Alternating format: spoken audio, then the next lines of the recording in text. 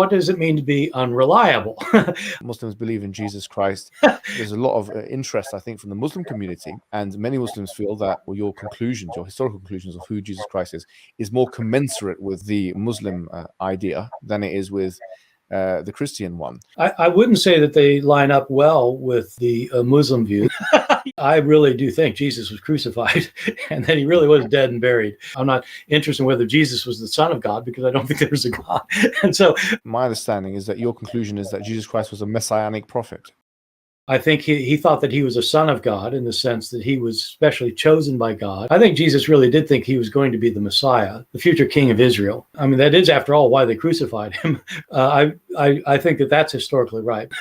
I think that all of these gospel authors, I think all of them think that in some sense, Jesus is God. If you think that the Bible cannot have any mistakes in it, if you're shown a mistake, then you just refuse to admit it's a mistake. You think either it can be reconciled in some way, or that there's something we just don't understand about it, or we have and in the Quran it's mentioned, if this book was from other than God, they would have found in it many contradictions. If a book is without contradictions, that has no bearing on whether it comes from God or not. I've had phone books that are inerrant, but I certainly don't think God gave them. So, no, that is my view. It's a necessary condition for a book from God not to have contradictions. That's an assumption about what kind of book God could write.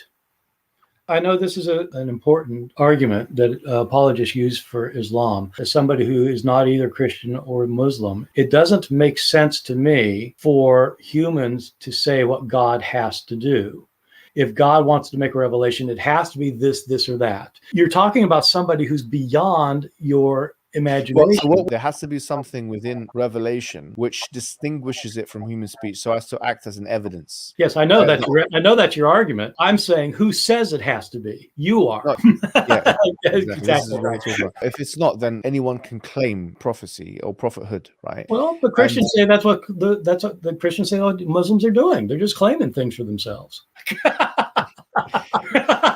No. In the past, prophets came with kind of visual miracles. The final prophet, who's we believe Prophet Muhammad, he came with something that can be analyzable in our times. If it's analyzable in a sense that you can distinguish it from human speech, and so this would be the argument that we would put forward.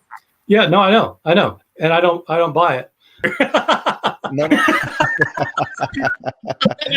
Suppose he did not call himself God. That would not mean he's not God. I don't call myself a pain in the neck, but doesn't mean I'm not a pain in the neck. No, maybe.